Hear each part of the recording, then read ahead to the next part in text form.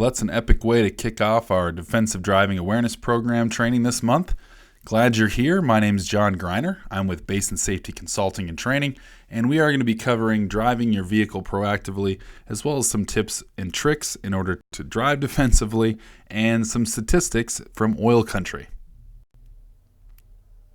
I love this image as a way to evoke kind of feelings from people in the audience, kind of understanding what they've experienced. I'm sure every one of you has a story. In fact, at the end of your quiz, if you want to put in any stories you have from the road, I'd actually be interested. And where I'm actually going to be drawing a $50 gift card for anyone who does put in some notes there at the end about a great driving story, something that I can share in the future, and I'll also send you a $50 gift card. So here's my story with this truck here. You know, I took this picture as just an example of what I've seen. It's hard to see which state this vehicle's from. If I had to guess, I'd probably say Idaho. I'm just joking, but probably. But the image really represents a very common issue out here. Is defensive driving isn't about whether or not you drive safely, although that's important. There's a lot of factors on the road that you cannot control. For example, whether or not this driver clears off his license plate, his reflectors, his taillights, or his DOT his striping reflectors. And apparently he's not seen a reason to do that. And that's something that you should be aware of on the road. We were traveling north out of Williston here near the 13-mile corner. Now, broad daylight, I saw this truck very easily. I was pulling up to a stoplight, no problem. Nighttime, on a gravel road, on a back road, around a blind curve, in a blizzard, in fog, you know, in heavy rain on the road, especially if he was traveling slower. You know, those are issues that people run into, and part of the reason for fatalities and crashes isn't necessarily your behavior or the maintenance on your vehicle, but other people's behavior and the maintenance on their vehicle. Right next to that, it's kind of a perfect timed photo here. You have a picture of Halliburton truck, who has a nicely placarded phone number to call and report his driving performance or her driving performance. So, you know, a company that's very concerned about whether or not their personnel are driving safely, their vehicle's in good condition, as juxtaposed to the vehicle in the center of the frame that doesn't appear to care very much. Now, another thing about this photo that you may notice on the right side, you have this little arm right there with the spring on it. Now, that is an actuated arm that covers the load if they have scoria or gravel. As you can see, it's very much on the right side and on the left side where it should be, and it's tattered very well there. The design here is so that nothing flies out of that truck when it's driving down the road. I've seen very rarely where that arm is actually actuated. And I recognize it can be difficult to cover loads, especially, you know, to get them tamped down correctly. But what that results in as well, for people like myself and you, is materials flying out of that truck if he hits a bump, especially on a gravel road, and coming into contact with our vehicle or windshield. Also, you know, I would say that his rock guards are a little bit high. You know, I don't know if they're going to be doing a whole lot of protection, but and beat up, but that is part of the game as well. So, just like to show this photo. Love to hear your stories as well. Once again, I will be rewarding just at random one of the people that puts in any information of their vehicle in road stories.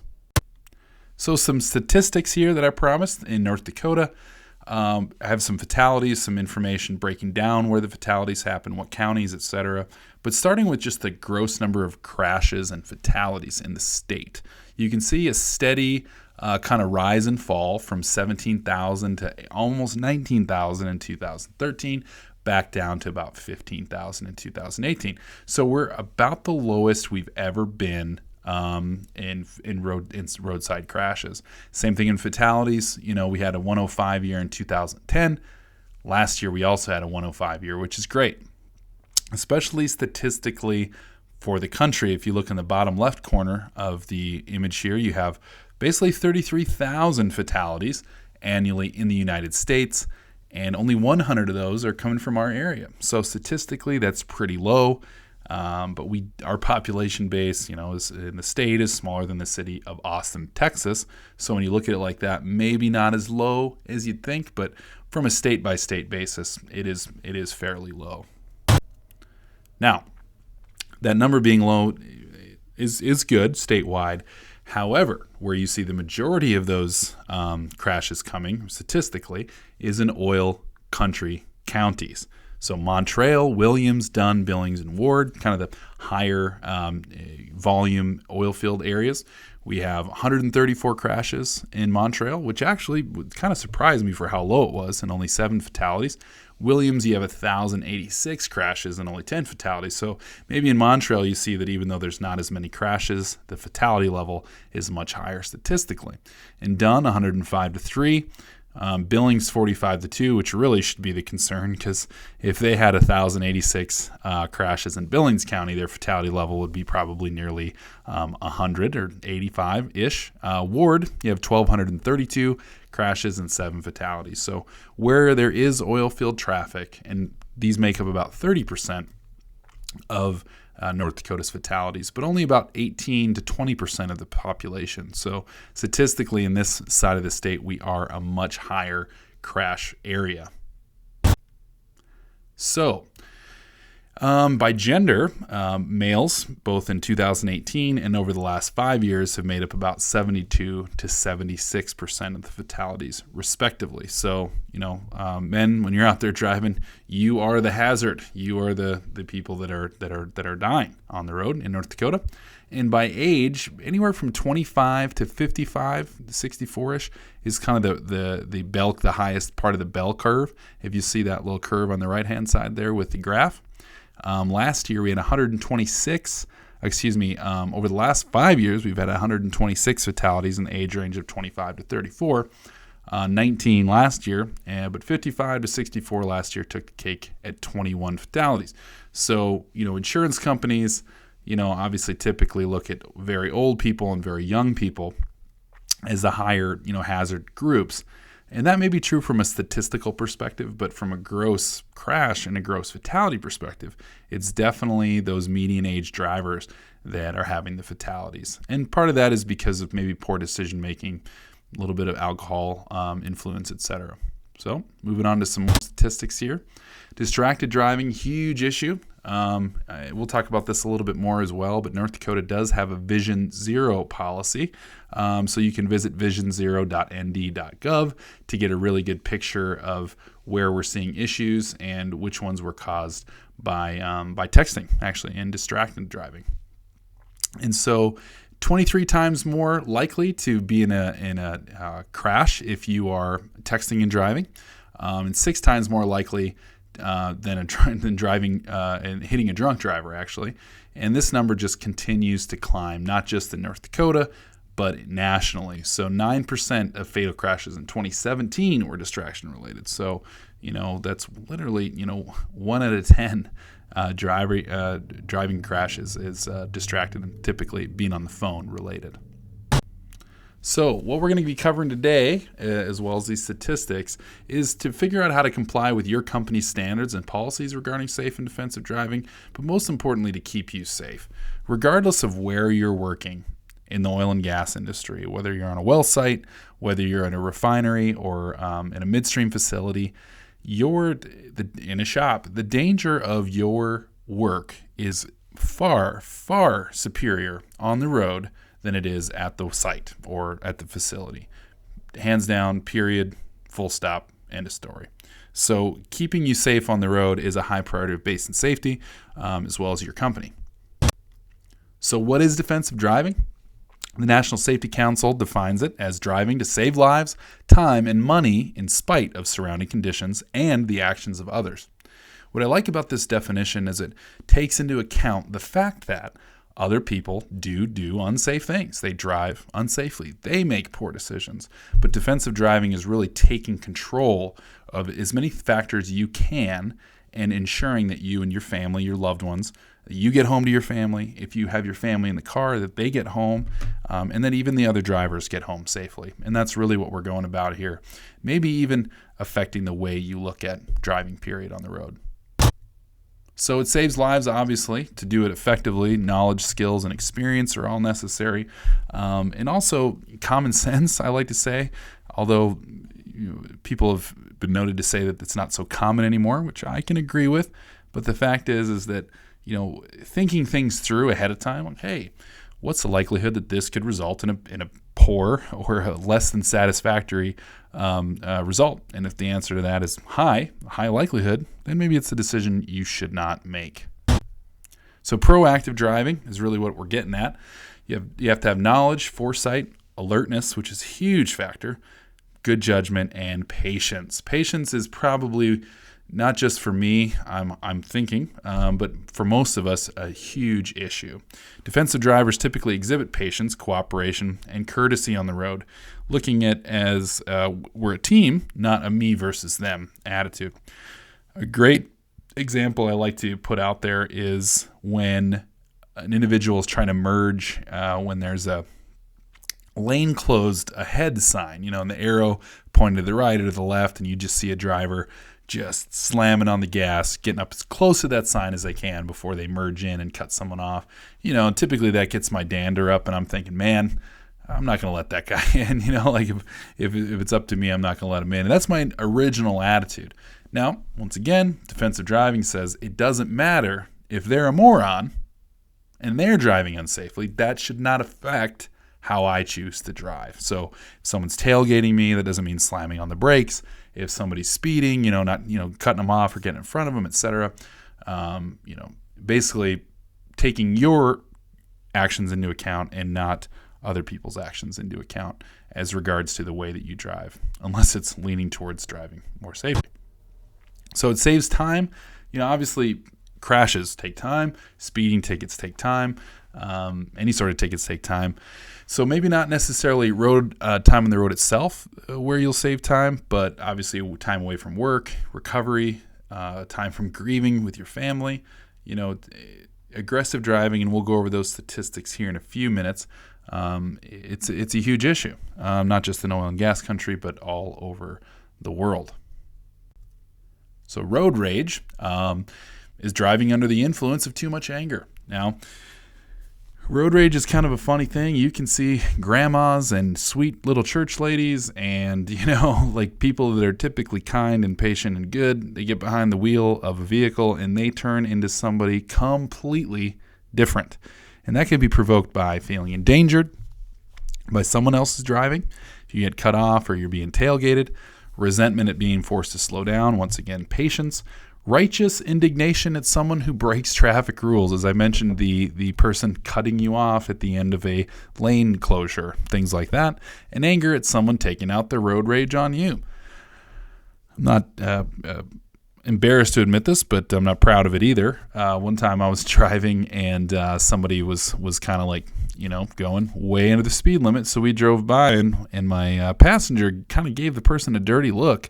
And, when we both kind of ended up at the same location and they were not happy with my passenger and we had to kind of explain ourselves a little bit.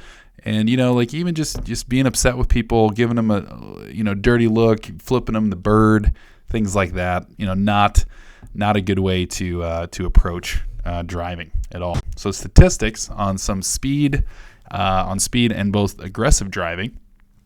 Nearly every 2 hours, there is a crash involving speed or aggressive driving. And nearly every 8 days, there's a fatality because of speed. So, and that's the NHTSA administration. 9,700 lives were lost in speed-related vehicle crashes in 2017. So, if you remember that 33,000 number, that's 1 out of 3 fatalities is speed-related. So, going too fast, and we've all heard the stories of or seen it where a guy's just bombing by people, cutting people out, in and out of lanes, just going nuts.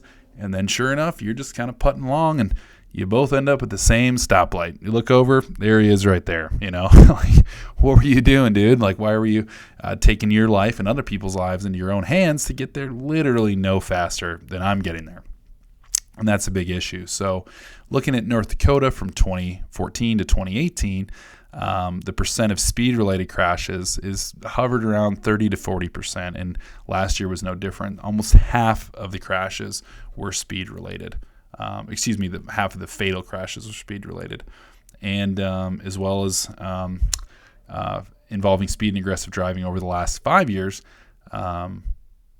A lot of basically around the same number, 1,700 injuries, 5,000 crashes, speed related, kind of hovering around that number over the last 5 years. 5,000 crashes every year in North Dakota of our, I think we had something like 40,000. So once again, probably in that 30% range. So 5 major factors include influencing driver performance. 1, maturity level, not necessarily in age, but in mental maturity. Attention and alertness. I mentioned this before, extremely important to be attentive and alert while driving. Knowledge base and decision making, this, especially when you're talking about, whether an accident is just a small crash or something much more serious, does take into effect people's knowledge and their decision making skills, as well as habits and emotions and attitudes. So this last year, I've been teaching one of my younger siblings to drive. She's a 17-year-old, just turned 18-year-old, and never had a driver's license, didn't need one, and is now trying to get one. Well, just little things you take for granted as a driver, when to merge, how fast to go around a roundabout, and for some reason, Williston loves roundabouts. They must have looked it up in a book somewhere and just decided, you know what, we're done with stoplights. Everything's a roundabout from now on. That's just all we're doing. So teaching her how to, navigate the roundabouts, how to navigate on ice, how to back in, do the parallel park, all those little things we take for granted. Kids need to be coached and taught and trained.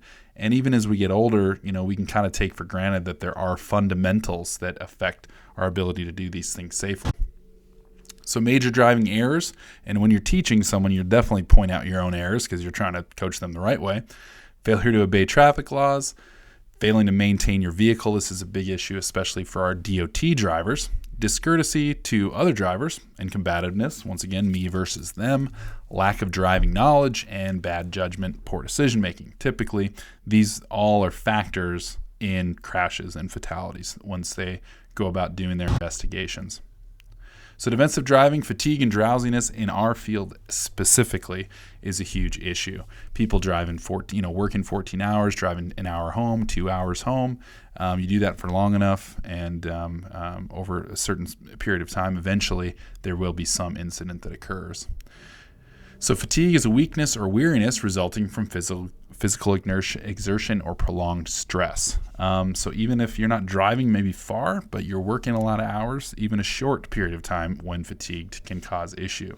So you can have a physical fatigue, also a mental fatigue, which I typically sense is more common out here in North Dakota, is the mental rather than the physical.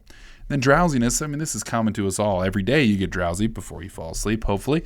That's when you have lowered consciousness, reduced alertness, and dulled perception. I'm a guy that will get a hotel room, pull off to a safe area of a road or rest stop, no problems sleeping if I'm drowsy. I do not want to be on the road when I'm blinking and kind of nodding the head at all. So some other items here. You have monotony, tight schedules, pushing to get the job done. Heavy traffic, not a huge issue in North Dakota, fortunately, but definitely bad weather is an issue that we deal with. Construction is an issue that we deal with. So after 2 to 4 hours of continuous driving, the CNS becomes fatigued. That's the central nervous system. Senses become dulled, and the level of perception is lowered. Essentially, you get bored. And when you get bored, your mind starts to wander. You're not paying attention. You may be tempted to look at a text or, watch a video on your phone, scroll the social media, etc., just because your mind is bored. It's like, hey, I've been doing this for a long time. I can only look at so many cows and fences. There's really not a lot of great scenery around here. I'm going to look at my phone. And those sorts of things are huge issues that we combat every single day in our workforce. Some other issues here, highway hypnosis, which is another brand of the exact same thing, a boredom. Essentially you're looking at the same road for so long, especially if you are traveling a similar route, a familiar road that you've traveled a lot. So straight monotonous roads, that's all North Dakota. Driving alone at night, another issue that can exacerbate this. And also being surrounded by the monotonous engine sound. I'm a guy that likes to sleep with a little bit of noise, and so when you get that nice little hum of the engine, especially in a DOT vehicle, that can also cause highway hypnosis. So, defenses for fatigue and drowsiness. Red Bull, not a great option. Don't get me wrong, energy drinks can be fine every once in a while, but if they're the reliant method for drowsiness and fatigue, eventually your body kind of creates a resistance to it, and you have to drink more and more. And actually, if you're trying to stay healthy, then that's not the direction to go. So obviously, first you need to know when your mind starts to wander, when you start to lose focus and alertness, and then make specific adjustments. So allowing enough time for travel and rest. If you have to, be somewhere in an hour and you're leaving 1 hour and 1 minute away, you're not allowing for anything to happen. Any sort of rest or break. Now, an hour, probably don't need a break, but especially if you're traveling farther. But once again, speed, planning, how long do I need to get there, and do I need to take breaks along the way? Taking those rest breaks, make sure your back's firmly supported. Opening the window for fresh air, stopping, pulling over, doing some jumping jacks, stretching, drinking a lot of water, obviously listening to the radio, music, something mentally engaging. I do not recommend podcasts or the impeachment hearings. Those are probably not the best ways to stay awake unless you're really, really into that. All right, so kind of moving away from the psychological aspects of what can cause driving or driving incidents, whether fatigue or distraction, I want to talk about some decisions we make regarding rules of the road when we arrive to situations. So particularly, a lot of accidents happen because people don't know what to do, for example, in the right-of-way moments. So there are times when you must yield to the right-of-way. Frequent cause of fatalities and injuries. And the right-of-way, I like this statement, the right-of-way is always given and is never taken. So here's a picture of of a four-way stop. So the right-of-way, if you look at the very far left, is always given to the person to the right of you. And so it kind of goes in a circle where the person to the right would go first and vice versa. If everyone stopped at the same time, if four groups all stop at the same time, this the person to the right of you has the right to go first. Same thing if it's an intersection with no stop signs and both of you are approaching the intersections, you must yield to the person to the right. And if you stop behind other cars at a stop sign, once you get to the yellow or the white line there where the stop sign is positioned, you also have to stop at the white line. Now we see this a lot, guys. I stopped before, so I'm just going to blast right through it. My perspective on this is the same thing with blinkers. If somebody is in that big of a rush, there's no reason to, quote, teach them a lesson by scaring them, by pulling out in front of them or kind of juking them or, screaming into that intersection to kind of give them a fright. There's no reason to do that. Just let them go. Same thing when someone's using a blinker. I don't pull out in front of them until they actually commit to that turn, because someone could just leave their blinker on, and if you see them coming towards you and you're about to pull out into the road and they didn't know that their blinker was on and they didn't intend to turn, you're going to get in an accident. That's a huge issue. So obviously always stop, always make sure that you yield to people on the right of way, and even if they don't have the right and they start pulling out, just let them go. Seatbelts, some other statistics from North Dakota with seatbelts. I think it's something crazy like 80% of highway injuries and fatalities would be reduced or eliminated by the use of seatbelts, just showing you a lot of people still aren't wearing seatbelts out there. So the law does require that drivers and passengers use seatbelts when driving. That's what we need to do. So school's in session right now, so it's actually, we're going to be on winter break here in a moment, but for a school bus, here's kind of a little rule of thumb here. Vehicles on the road, both approaching and behind following, must stop and remain stopped if the school bus arm is open. So that's not just for the people coming from behind the bus, but it's also people coming towards the bus. So that means that there's children on the street, or could be children on the street.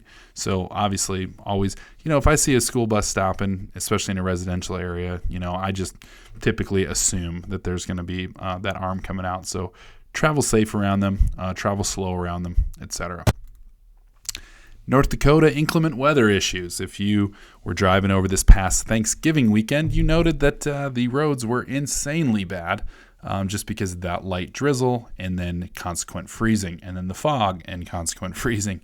So fog, snow, rain, wind, rain and darkness, and wind only exacerbates that freezing as well. So even if it isn't necessarily cold enough to freeze, it'd be 34 degrees, a brisk wind will freeze ice and snow on the road. So we'll talk a little bit about that. Also, agricultural machinery. I got a picture of some beets here. You'll see these guys rolling around in the fall time, not covered. Once again, their goal is to get as many beets in that truck as they can. And so they'll, when they make sharp turns, boom, you're going to see beets on the road.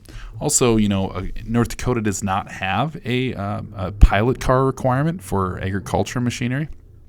So as you see in the upper left-hand corner, you got the pilot car there. Typically, you're just going to see them taking over the road, and you just got to pay attention.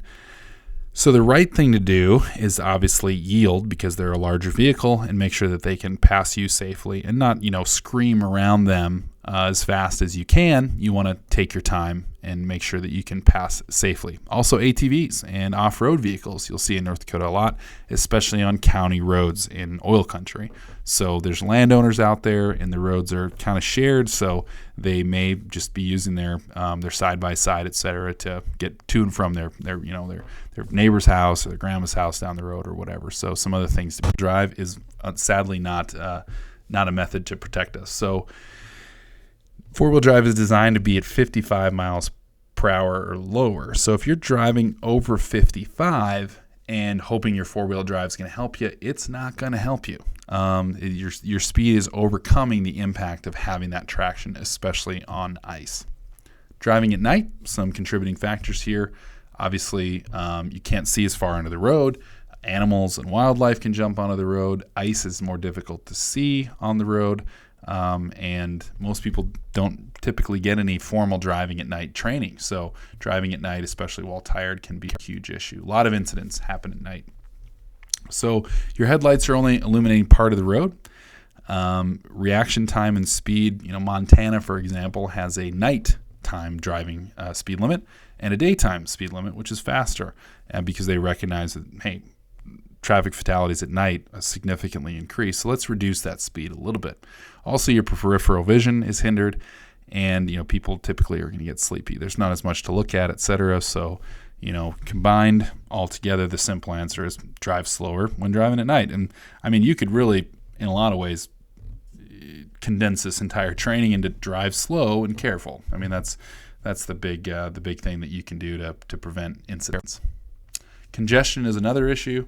Obviously, road construction in North Dakota, it's basically you either have snow or construction. Those are our two seasons.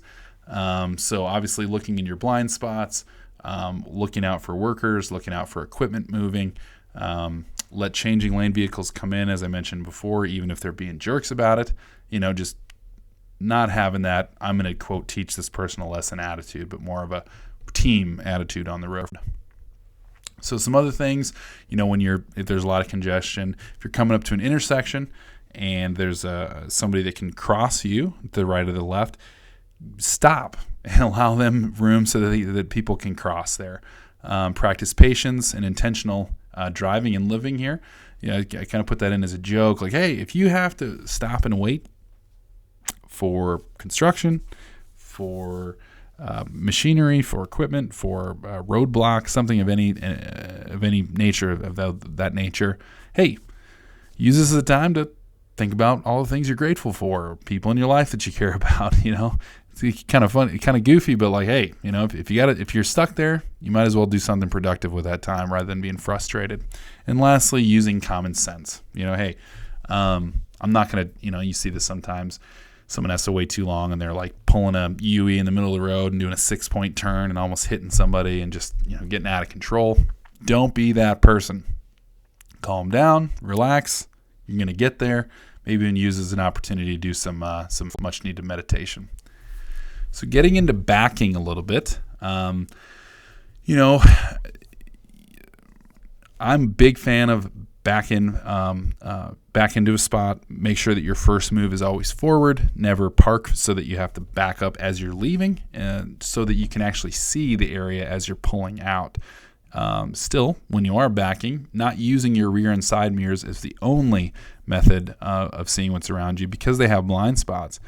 Backup cameras are fantastic, but they don't do everything either. You can't just trust the backup camera. So if you're unsure, use a spotter. Worst case scenario, get out and do a little walk around. Make sure that you're backing in safely, making sure you're looking over your shoulder. And before you leave, making sure that nothing's in your path, go ahead and do a walk around.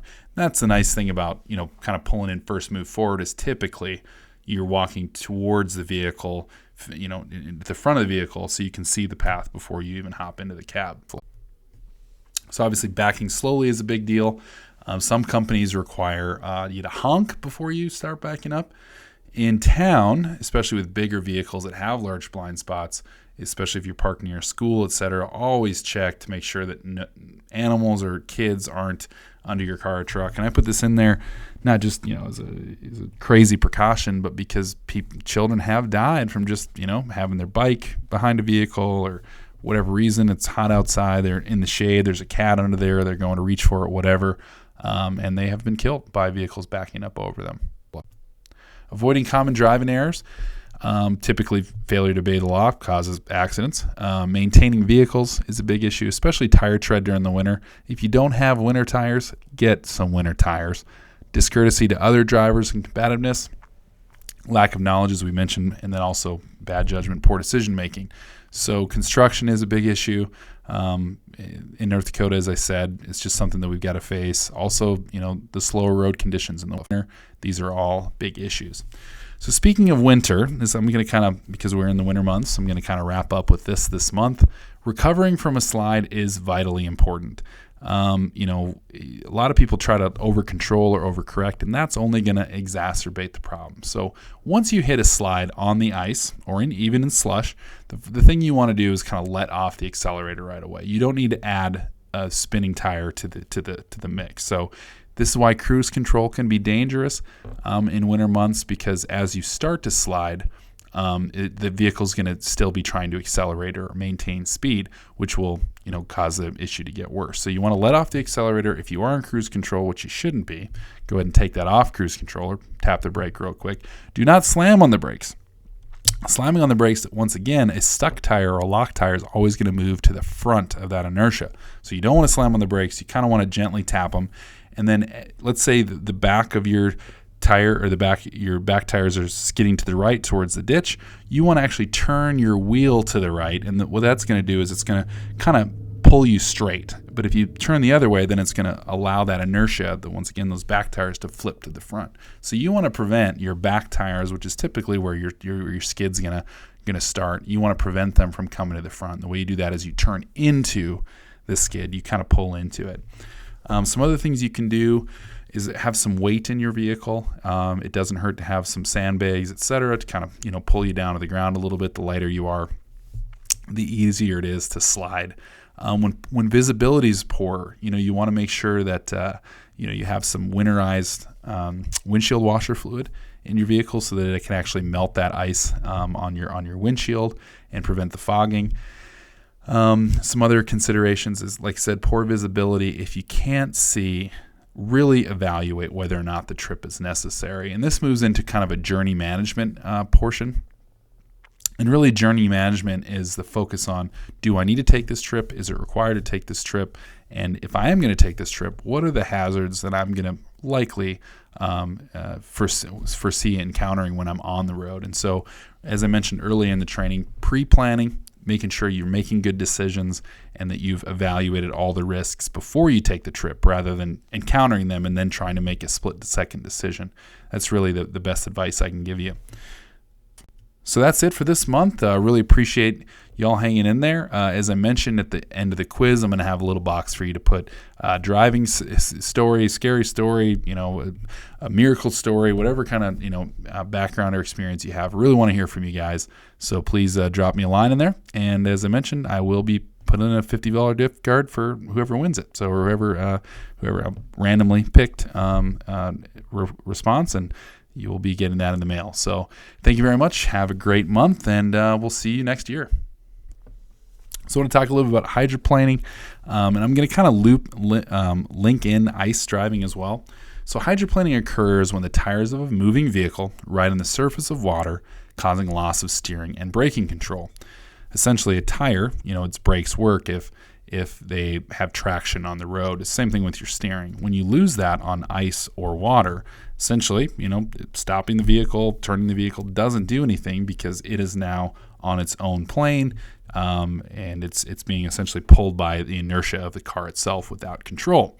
So under or overinflated tires can exacerbate this. Same thing on ice, excessive speed, depth of water on the road, lack of tread depth on your tires. These all can affect hydroplaning as well as ice. So four-wheel drive can help with ice, doesn't help a whole lot with hydroplaning, although it can prevent it if one of your tires has traction. The issue with especially two-wheel drives on ice, pickups not in four-wheel drive, what happens when your rear tire, and the reason four-wheel drive rear vehicles are so dangerous, is once that rear tire locks up, any locked up tire that doesn't have traction is always going to move to the front of the inertia. A locked tire, essentially what it's telling the vehicle, or what it's telling inertia, is that that's going to flip itself all the way to the front. So if you're ever younger or even recently driving, you start to lose control. One of those tires doesn't have traction, and that's why traction control devices are in place now. There's different things where they'll kind of move traction from one tire to another where it has traction. But even those, they're helpful, but they're not guaranteed to prevent incident. So the more that you can drive slowly, make sure your vehicle's maintained, etc., you're going to prevent hydroplaning and or slipping on ice. And speed is the major thing. Four-wheel drive in no way, and we all kind of know this, four-wheel drive in no way prevents slipping on ice. It just doesn't happen. It can happen very easily by us just going too fast, and for